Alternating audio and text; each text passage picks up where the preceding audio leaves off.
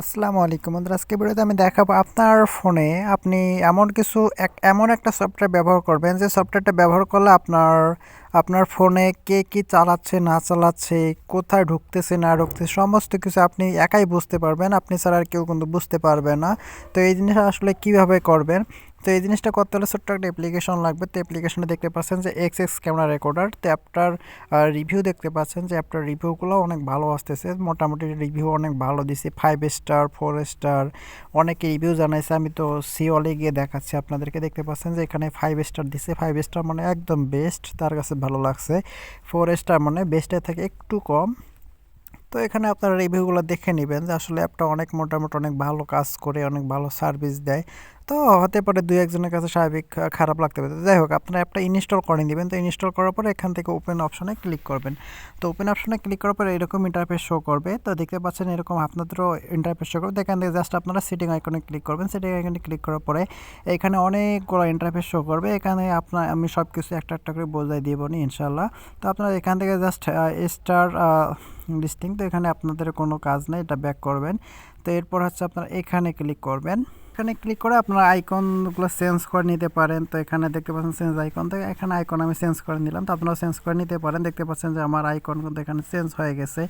আগে একটা ছিল, বর্তমানে এখন একটা হয়ে গেছে। দেখতে পাচ্ছেন যে আইকনটা অন্যরকম হয়ে গেছে। তো যাই হোক, এবার আবার আপনার সেটিং আইকনে ক্লিক করবেন। সেটিং আইকনে ক্লিক করার পরে এখানে ক্লিক করবেন। তো এখানে ক্লিক করার পর সেভ টু গ্যালারি এটা অবশ্যই আপনার অন করে রাখবেন। আর এখানে সেভটা অবশ্যই সবসময় সাধারণত ওপেন করে রাখতে হয়। আর প্রাইভেসি মোড যেটা রয়েছে আপনি চাইলে এখান থেকে যে এই আইকনটা কোনোভাবে শো করবে না। আপনার জাস্ট এখানে নাথিংয়ে ক্লিক করবেন। যদি নাথিংয়ে ক্লিক করেন তাহলে আপনার এখানে কোনো আইকন শো করবে না। আমার এখানে কিন্তু স্ক্রিন রেকর্ডিং চলতেছে, স্ক্রিন রেকর্ডিংয়ে দেখতে পাচ্ছেন আইকন শো করতেছে। আপনারা এখানে যদি নাথিংয়ে ক্লিক করেন তাহলে এখানে কোনো প্রকার আইকন শো করবে না, ঠিক আছে। তো আপনারা এখান থেকে নাথিং দিয়ে রাখবেন। তো নাথিং আমি দেখতে পাচ্ছেন যে আমি হচ্ছে কিন্তু নাথিং এখান থেকে সিলেক্ট করে দিলাম। সো আপনারা এখান থেকে নাথিং সিলেক্ট করে দিবেন। তো এরপর কী রয়েছে যে প্রাইভেসি পজিশন, তো এটা সাধারণত যেটা আছে তো সেটাই থাকে। আপনারা চাইলে চেঞ্জ করে নিতে পারেন, নাও নিতে পারেন, সমস্যা নেই।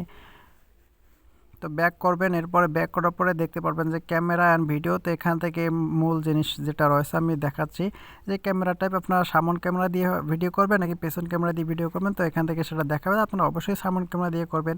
তো এরপর রেকর্ড অডিও, তো এটা অবশ্যই অন রাখবেন, অনে ক্লিক করবেন, ঠিক আছে। তো এরপর রয়েছে ফ্ল্যাশ লাইট। তো ফ্ল্যাশ লাইট আপনার সবসময় অফ রাখবেন, নাহলে এটা বুঝতে পারবে, ঠিক আছে। তো এই কারণে ফ্ল্যাশ লাইট সবসময় অফ রাখবেন, ঠিক আছে। তো আমরাও দেখতে পাচ্ছেন যে ফ্ল্যাশ লাইট অফ রয়েছে।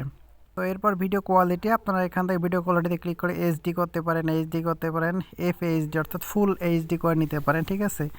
আর এটা এখানে কেমন কিছু কাজ নেই। তো এখান থেকে ব্যাক করবেন। ব্যাক করার পরে তো আমি এখন হচ্ছে স্টার্ট ক্যামেরাতে ক্লিক করলাম। তো স্টার্ট ক্যামেরাতে ক্লিক করলে আমার এখন হচ্ছে রেকর্ডিংটা চালু হয়ে যাবে। তো আমি এখান থেকে রেকর্ডিংটা চালু করে দিলাম।